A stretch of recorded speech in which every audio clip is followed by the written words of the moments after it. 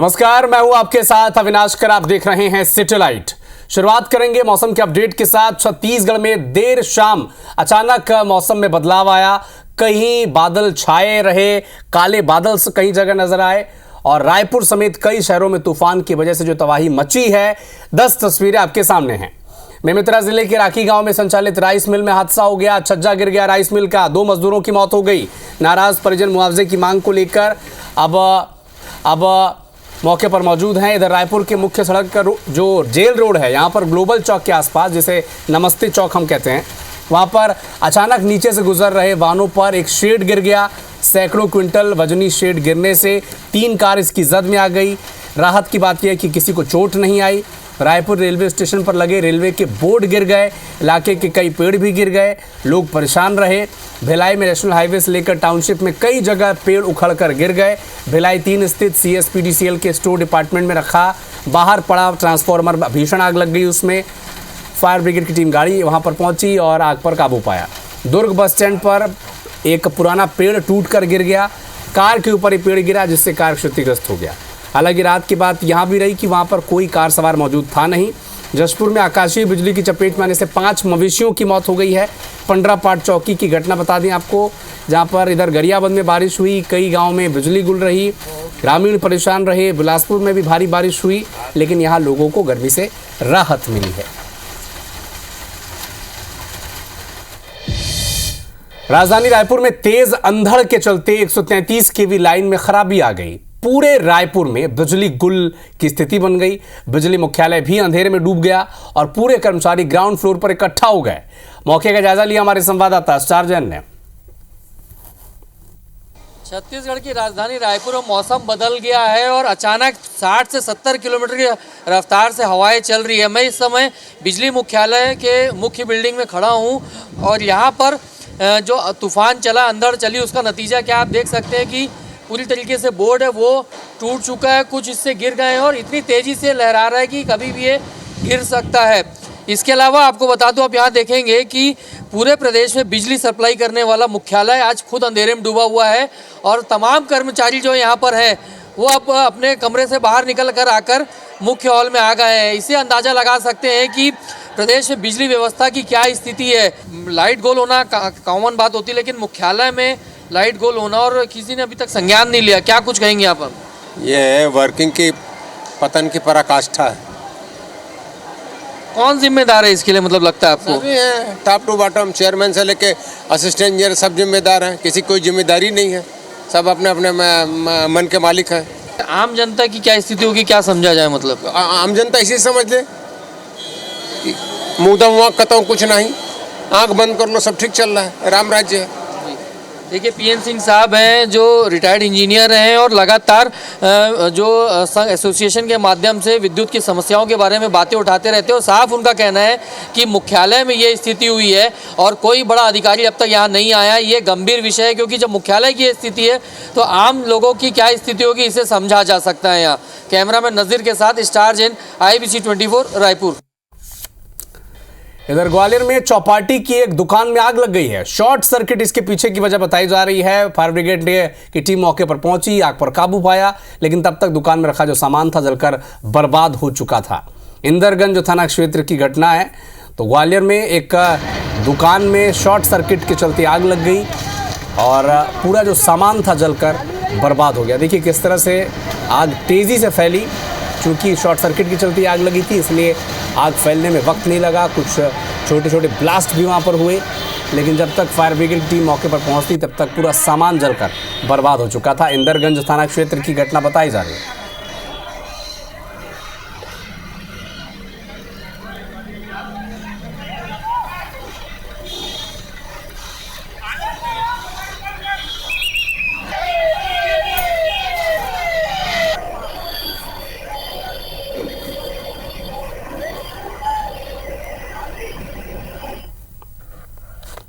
पखांजूर में 3 फरार नक्सली और इनके सहयोगी गिरफ्तार हुए हैं। 2014 में गाड़ियों में इन्होंने आगजनी की थी और सड़क निर्माण में लगी गाड़ियों में आग लगा दी थी। बांदे थाना पुलिस ने कार्रवाई की। तो नक्सल के जो सहयोगी हैं ये गिरफ्तार हुए हैं और 2014 में इन्होंने सड़क निर्माण में जो गाड़ियां लगी थी उनमें आग लगा दी थी।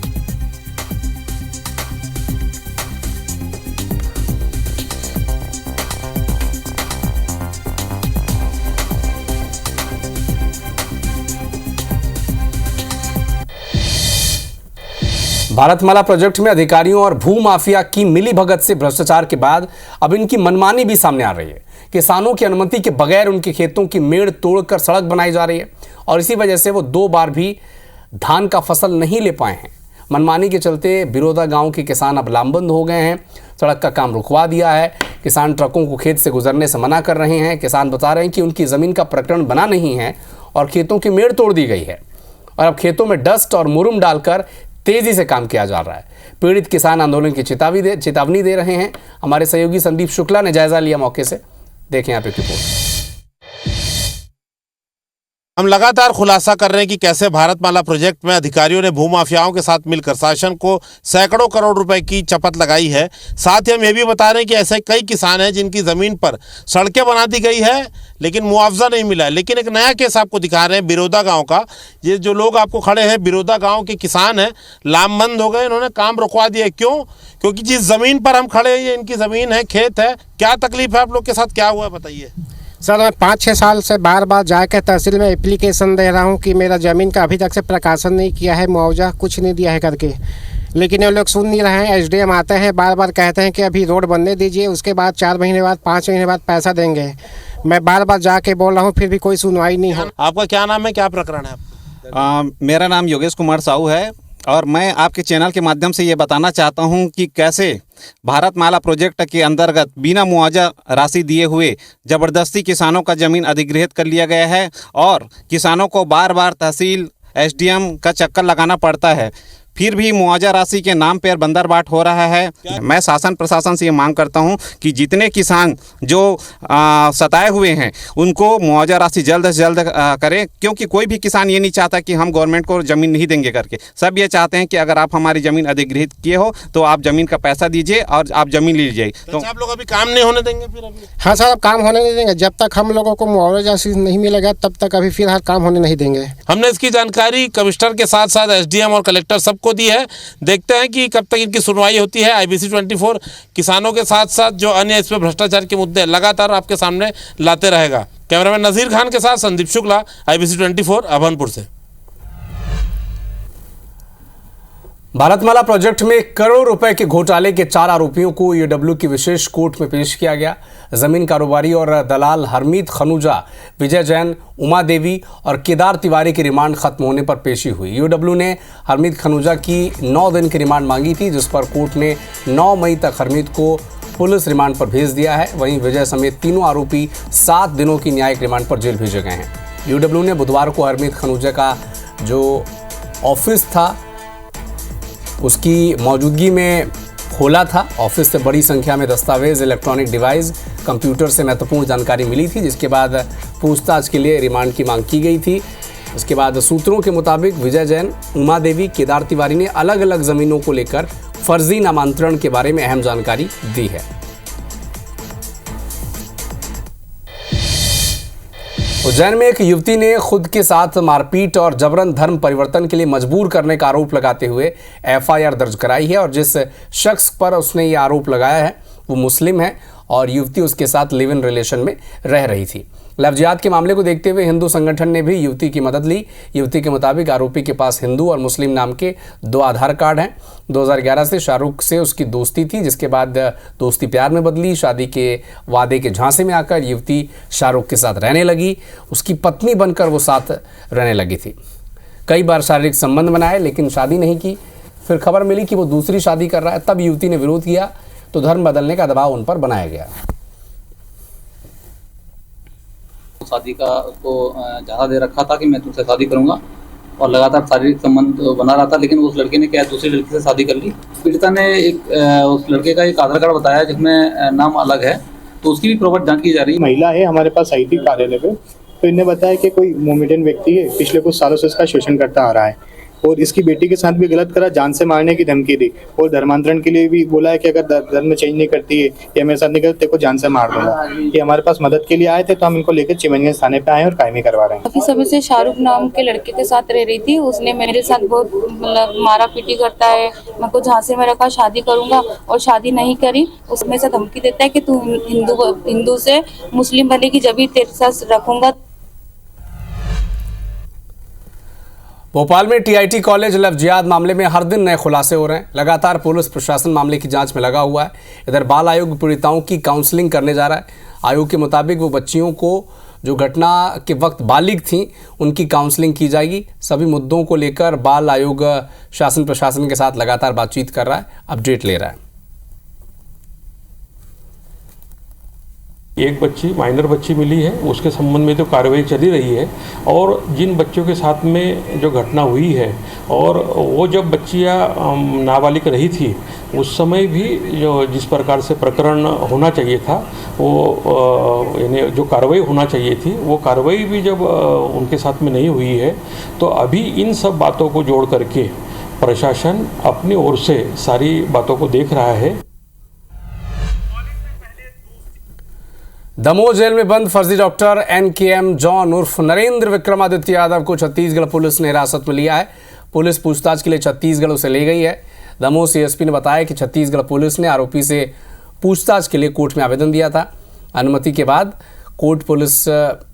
दमोह पुलिस ने आरोपी का मेडिकल टेस्ट कराकर उसे कोर्ट में पेश किया और छत्तीसगढ़ पुलिस को सौंप दिया है। गौरतलब है कि दमोह के मिशनरी अस्पताल में फर्जी डॉक्टर ने खुद को कार्डियोलॉजिस्ट बताकर काम किया था। करीब 14 मरीजों की हार्ट सर्जरी की थी, 7 लोगों की मौत उसमें से हो गई थी।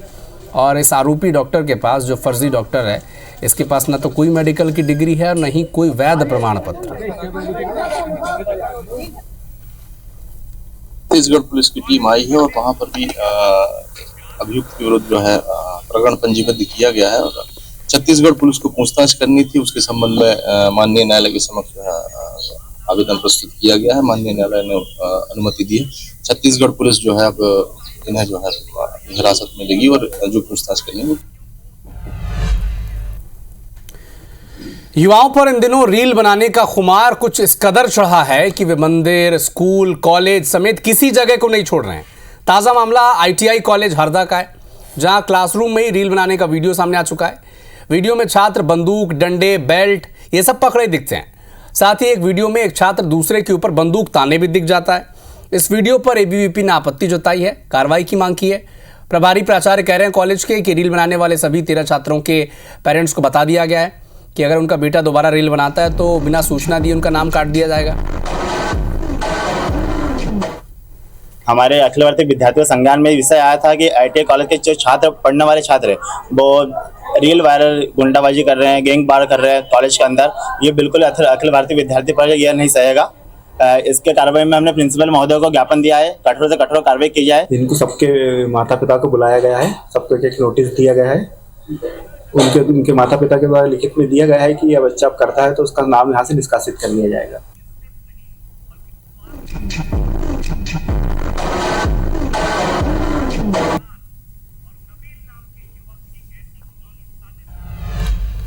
बलरामपुर के जमुआ टांड में शादी कार्यक्रम में डीजे बज रहा था। लोगों की शिकायत पर डीजे बंद करने पुलिस पहुंची, लेकिन उस पर नाबालिग और युवकों ने हमला कर दिया। इतना नहीं, युवकों ने पुलिस की गाड़ी में भी तोड़फोड़ की है।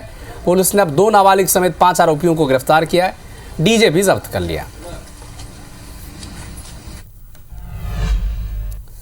शिवपुरी नगर पालिका अध्यक्ष गायत्री शर्मा के बेटे रजत पर युवती ने शारीरिक शोषण के आरोप लगाए हैं।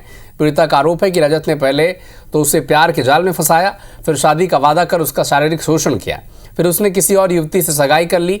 पीड़िता का कहना है कि आरोपी के परिजन की तरफ से लगातार उन पर FIR न करने के साथ सेटलमेंट का दबाव बनाया जा रहा था। हम दोनों फ्रेंड थे और उसने मुझे शादी का वादा किया था। उस संबंध में हम दोनों के संबंध बनी, लेकिन अब वो शादी करने से मना कर दिया था, इसलिए मुझे फाइनली आज आना पड़ा मुझे FIR करवाने। जब मैं थाने आई तो इनकी फैमिली की तरफ से मेरे लिए कॉल आया कि हम लोग शादी के ऊपर बात करेंगे, लेकिन इनने शादी की बात ना करते हुए ये लोग लगातार सेटलमेंट की तरफ इन लोगों को ज़्यादा झुकाव था, वो मैंने किया। महिला द्वारा थाने पर लिखित आवेदन देकर रिपोर्ट दी गई, जिस पर उसके द्वारा बताया गया था कि उसके द्वारा शादी का जाकर लेकर शोषण किया गया है, जिस पर रजत शर्मा के खिलाफ अपराध पंजीबद्ध धारा 369 में की गई। रजत शर्मा अपने शिवपुरी में नगर पालिका अध्यक्ष हैं, उनके रतलाम पुलिस ने अंतर्राज्यीय चोर गैंग का खुलासा किया है। इस गैंग ने दिल्ली, केरल, बेंगलुरु, भोपाल, उज्जैन और रतलाम में चोरी की वारदात को अंजाम दिया। 3 बदमाश गिरफ्तार हो चुके हैं। 4 लाख के जेवरात और नकदी जब्त किए गए हैं। हाल में जावरा में एक मकान में लाखों रुपए की चोरी हुई थी, जिसके बाद पुलिस इनकी तलाश कर रही थी। ऑन द रन जो है चित्तौड़गढ़ के आसपास में जो है इनको जो है पकड़ा गया था, चित्तौड़गढ़ राजस्थान में, और उसके बाद वहां पे जो है पुलिस अभिरक्षा में लिया गया। भी जो है इन लोगों ने जो चोरियां करना जो है स्वीकारा है और एक अच्छी रिकवरी जो है की गई। 3 लोग हैं, तीनों कंजर हैं, रहने वाले जो है राजस्थान के हैं, और ये जो है पूरा का पूरा गैंग लेकर के आते हैं, ट्रेन से मूवमेंट करते हैं और बिल्कुल जो है नारकोटिक्स के आदी हैं। पहलगाम आतंकी हमले के बाद पूरे भारत में पाकिस्तान को लेकर विरोध है, आक्रोश है। भारत ने अपने कड़े रुख भी अपनाने शुरू कर दिए हैं। विदिशा के हिंदू प्रहरी संगठन ने आज चौक चौराहों के रोड पर पाकिस्तान का झंडा बनाकर मुर्दाबाद के नारे लिख दिए, पाकिस्तान के खिलाफ कार्रवाई की मांग भी की। आज व्यापारियों ने आधी दोपहर तक अपनी दुकानें भी बंद रखी, मशाल जुलूस भी निकाला और खून के हस्ताक्षर से प्रधानमंत्री के नाम एक पत्र भी लिखा है, ज्ञापन भी सौंपा है। आतंकवादी हमले के बाद निर्दोष भारतीयों की निर्मम हत्या की गई है और इस बात को लेकर पूरे हिंदुस्तान में विरोध देखा जा रहा है।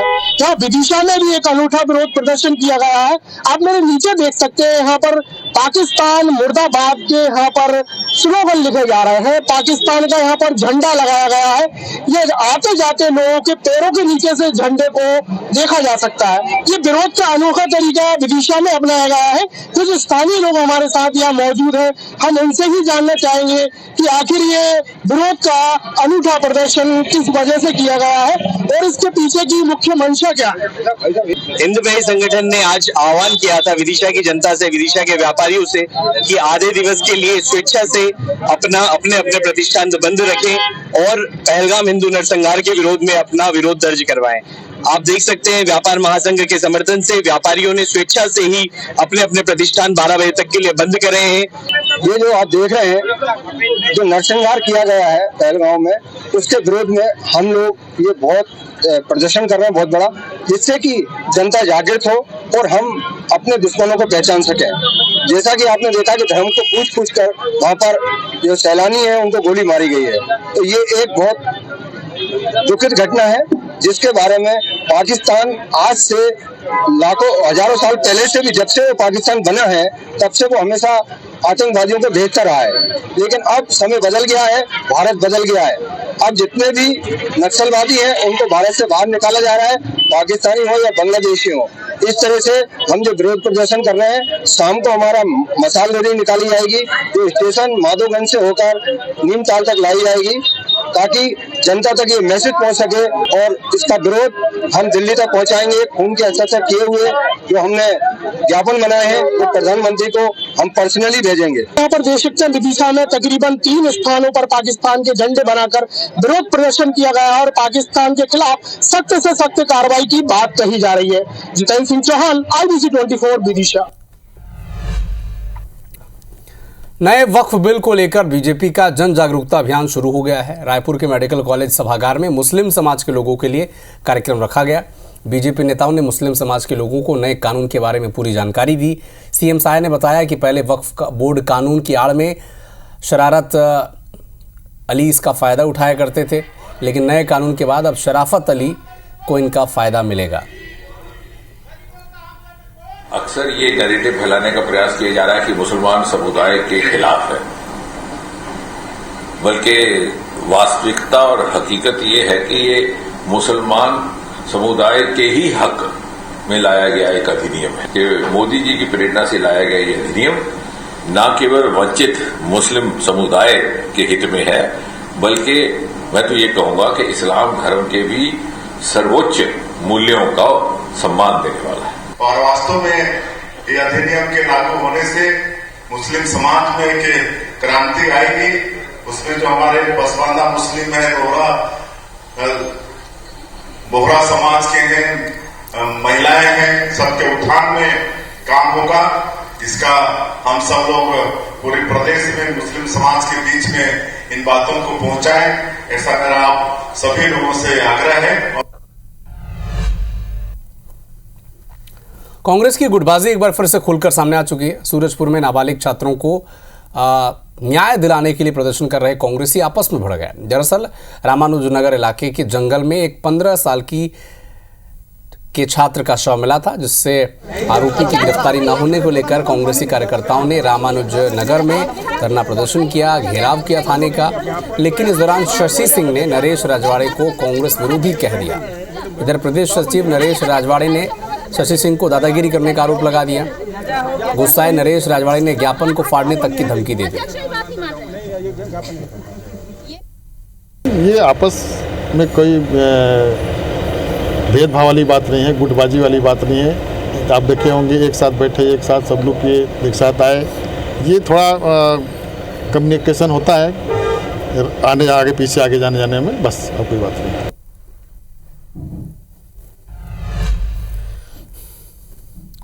अंतर्राष्ट्रीय श्रमिक दिवस मेहनतकश मजदूरों को सम्मान और बराबरी का हक देने के लिए मनाया जाता है, लेकिन सरकारी विभागों में ही नियमित और संविदा कर्मचारियों की तरह आउटसोर्सिंग कर्मचारियों को ये बराबरी नहीं मिलती।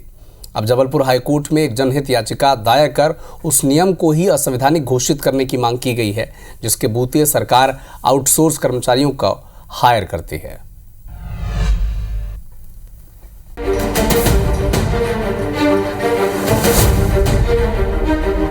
1 मई को अंतर्राष्ट्रीय श्रमिक दिवस साल 1889 से मनाया जा रहा है, लेकिन आज भी कर्मचारियों के बीच बराबरी की बहस लगातार जारी है। ऐसा ही एक मुद्दा है नियमित कर्मचारियों बनाम आउटसोर्स कर्मचारियों का।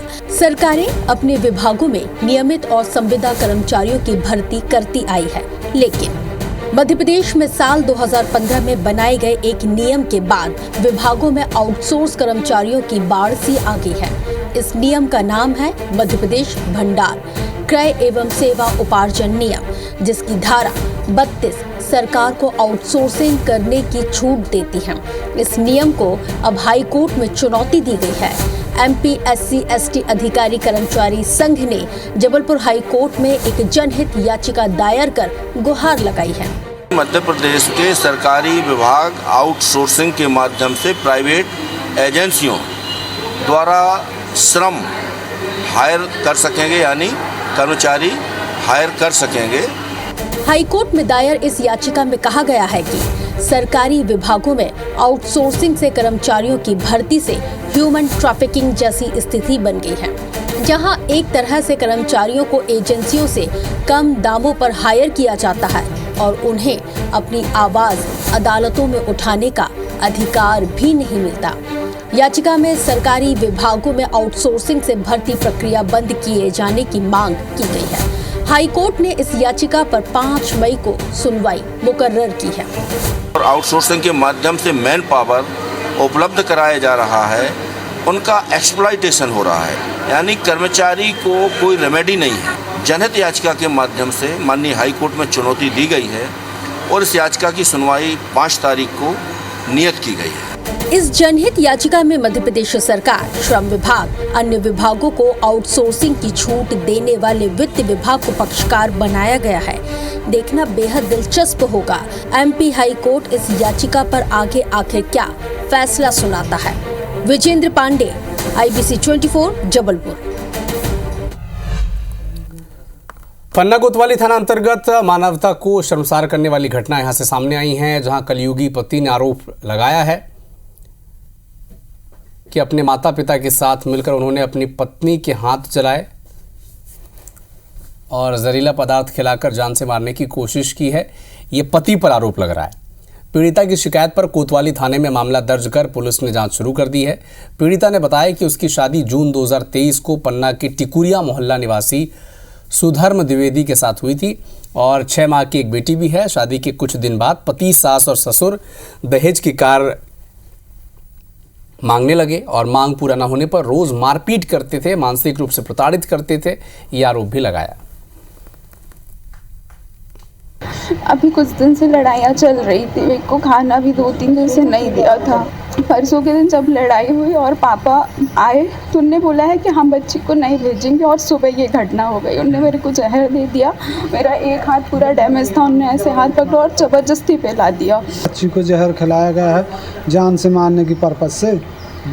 भगवान का शुक्र था ऊपर वाले का तो बच गई थे। शादी से 10-15 दिन बाद से मतलब बच्चे के द्वारा परेशान किया जा रहा था।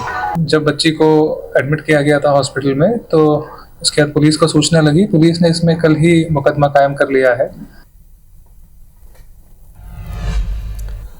अनूपपुर जिले के पुष्पराजगढ़ के ब्लॉक के ग्राम बोदा में रहने वाले लोगों को बिजली और पानी जैसी मूलभूत सुविधा तक नहीं मिल पा रही। आलम यह है कि इस गांव में रहने वाले लोगों को हर रोज गड्ढा खोद कर उससे पानी निकालना पड़ता है। साल 2023 में नल जल मिशन की शुरुआत हुई थी। इसके तहत पाइप के जरिए हर घर तक शुद्ध पेयजल पहुंचाने का प्लान था, लेकिन ये आज तक पूरा नहीं हो पाया है। और इस इलाके में खासकर पुष्पराजगढ़ ब्लॉक में रहने वाले 40 से 50 बैगा परिवार अब इस तरह का पानी पीने को मजबूर हैं। पीने के लिए है सर, ये पानी पीने के लिए, क्योंकि सब सूख जाता है। टंकी है तो वो भी सूख जाता है। नाला में कुआं खोदते हैं घिरिया टाइप का, उसी में गुजारा करते हैं सभी लोग। अब झाड़ थे नाला तो पानी हटा जाता है सब पूरा, हटा जा, अब सूख जाइए। आपको दीदी रहने से पूरे सूख जाए। पानी पिए के वो कुआं भी है, वहाँ स्नान ध्यान गोरू बच्चे सब पिया था। मैं क्या करी था। अब अपन नलकूप जो डिलीट करते हैं उसमें पर्याप्त पानी न मिलने का योजना बंद है अभी तक। अगले 15 दिन में हम लोग नवीन नलकूप खनन करेंगे और जल प्रदाय प्रारंभ करेंगे। कई मूल कारण है, योजना में जो बोर है वो ड्राई थे। दुर्ग में अंजोरा ढाबा के निवासियों ने पानी की समस्या को लेकर कलेक्ट्रेट का घेराव किया, जमकर नारेबाजी की। ग्रामीणों के प्रदर्शन को कांग्रेस पार्टी का समर्थन मिला। इस संबंध में जिला प्रशासन को ज्ञापन सौंपा गया है। जिला प्रशासन का कहना है कि गांव में जल्द से जल्द टैंकर के माध्यम से पानी की सप्लाई की जाएगी। तो वहीं नदी से पाइपलाइन ले जाने के लिए भी पैसे की स्वीकृति हो चुकी है। लगभग 80% काम भी पूरा हो चुका है।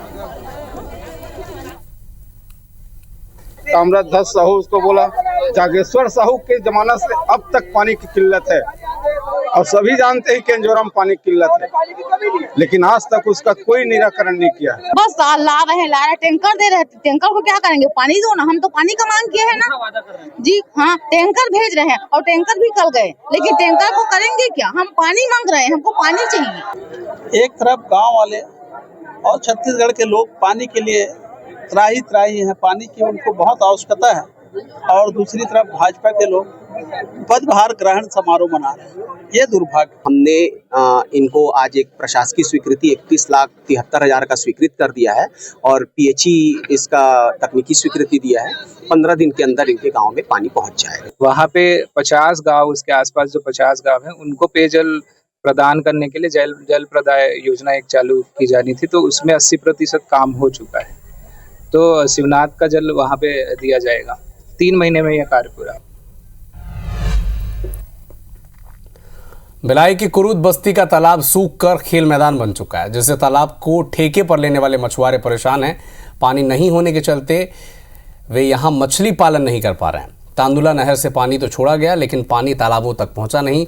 निषाद समाज के लोग कह रहे हैं कि वे लगातार 8 साल से इस तालाब को ठेके पर लेते हैं, लेकिन उनके सामने अब रोजी रोटी का संकट मंडराने लगा है। मेरे पीछे जो आप ये तालाब देख रहे हैं मैदान में तब्दील हो चुका है, लेकिन मजे की बात यह है कि इस मैदान के लिए भी मछली पालने के लिए यहाँ पर ठेका हो चुका है। निषाद समाज के लोगों ने ये ठेका भी लिया कि मछली पालेंगे और अपने घर का जीवन यापन करेंगे। मछली पालन के ठेका लिया यहाँ पे, और अब उन्हें कितना नुकसान उठाना पड़ रहा है ये जानते हैं। भैया, ये ठेका आप लोग कब लिए हो? मतलब यह दिवाली के पहले लिए है। तो इसमें कुछ जमा करना पड़ता है आपको? पैसा जमा करना पड़ता है। कितना पैसा जमा किया? अभी 70,000 ऐसे कुछ मतलब जमा किए। तो अब तो पानी है ही नहीं, तो अब कैसे करोगे मछली पालो? वही तो, उसी कारण से तो हम बार बार इतनी दौड़ रहे हैं। मतलब कैसे भी करके पानी आ जाए तो कम से कम, अब सूखा तालाब में हम लोग से अब इसका लीज पटाना पड़ेगा। तालाब के आसपास जो हैंडपंप है वहां पर जल स्तर नीचे जा चुका है और हैंडल इतना हार्ड हो चुका है कि वो बड़ी मुश्किल से वहां पे पानी बाहर आ रहा है। और बस्ती के लोग भी काफी परेशान है, क्योंकि आखिर गर्मी में पानी की खपत तो डबल होती ही है, लेकिन जो रोजमर्रा की जिंदगी है वो भी काफी प्रभावित होती है। मैंक हमारे साथ में, मैंक ने काफी प्रयास भी किया। मैंक, आप लोगों ने यहाँ पे तालाब सूख गया, ग्राउंड वाटर लेवल नीचे चला गया, क्या प्रयास किया आप लोग? जिला प्रशासन के पास गए हैं, कहाँ कहाँ क्या क्या प्रयास हुआ है? कल जनदर्शन में हम लोगों ने एक आवेदन लगाया निषाद समाज के साथ मिलके कि कुरूद का ढौर तालाब है और नकटा तालाब है, दोनों का वाटर लेवल इतना डाउन हो गया है कि पानी का जो लेवल है 100 फीट 120 फीट नीचे चला गया है। अब बामुश्किल जो बोर है वो 5 मिनट 10 मिनट चलता है। रायपुर से एक बड़ा अपडेट अब तक पहुंचा दें। शहर की सड़कों पर अब कलेक्टर, एसएसपी और निगम आयुक्त जायजा लेने के लिए निकले हैं। आंधी तूफान से प्रभावित स्थानों का अब वो निरीक्षण कर रहे हैं। अधिकारियों को, आमजनों को राहत पहुंचाने के निर्देश भी अब जो बड़े अधिकारी हैं वो दे रहे हैं। कलेक्टर, एसएसपी, निगम आयुक्त अब प्रभावित जो इलाके थे जहां पर शेड्स वगैरह गिर गए थे वहां तक पहुंच रहे हैं, मुआयना ले रहे हैं और आमजनों को कोई परेशानी ना हो इसके निर्देश भी दिए जा रहे हैं। जिस तरह की आंधी आई शाम को, तूफान और अंधड़ के चलते जिस तरह की स्थिति बनी, कई जगह शेड गिर गए, कई जगह पेड़ गिर गए और हालांकि राहत की बात ये रही कि अब तक तो कोई जनहानि की खबर नहीं मिली है। और इसके बाद अब देर रात देखिए कलेक्टर, एसपी, एसएसपी, निगम आयुक्त सब पहुंचे हैं, उन जगहों का मुआयना कर रहे हैं जहां पर इस तरह के हादसे हुए थे। इधर रायपुर के सिमगा टोल नाके पर तूफान ने तबाही मचा दी है। टोल नाका हवा में उड़ गया, होर्डिंग गिरने से 3 कार भी टूट गई। रायपुर बिलासपुर मार्ग पर भी यातायात बाधित हो गया। ये देखिए किस तरह से ट्रैफिक जाम है और किस तरह से टोल टूटकर अलग हो गया। ये तस्वीरें जिस किसी ने भी देखी उसका हृदय कांप उठा। ये एक्सक्लूसिव तस्वीरें देखिए किस तरह से टोल की जो शेड होती है वो निकल कर दूसरी तरफ जा गिरी। टोल नाका पूरी तरह से हवा में उड़ गया। हालांकि राहत की बात ये रही कि किसी व्यक्ति के तौर पर जनहानि नहीं हुई है। सामान प्रभावित हुए हैं, कार टूटे हैं, लेकिन जनहानि की खबर अब तक तो नहीं मिली है। सबसे राहत की बात यही, एक बड़ा हादसा होते होते टल गया। टोल नाका किस तरह से हवा में उड़ गया। और ये जो तस्वीर इस वक्त आप देख रहे हैं ये रात की तस्वीर नहीं है, ये दिन दहाड़े की तस्वीरें हैं। 4:30 बजे के आसपास जब अंधड़ आया तो दिन के उजाले में रात का अंधेरा लोगों ने महसूस किया। एक तरफ जहां गिद्धों की लगातार संख्या घट रही है, हर कोई चिंतित है, तो दूसरी ओर उमरिया के बांधवगढ़ टाइगर रिजर्व से एक अच्छी खबर आई है। गिनती के दौरान बांधवगढ़ टाइगर रिजर्व इलाके में कुल 246 गिद्धों के साथ उनके 124 घोंसलों की पहचान हुई है। ये आंकड़े न सिर्फ जैव विविधता के लिए बेहद अहम है बल्कि पारिस्थितिक तंत्र की सेहत का भी एक बहुत अच्छा संकेत देते हैं। टाइगर रिजर्व क्षेत्र में 4 से ज़्यादा प्रजाति के गिद्ध देखे गए हैं, जिनमें देसी, सफ़ेद पीठ, राज और चमर प्रजाति के गिद्ध शामिल हैं।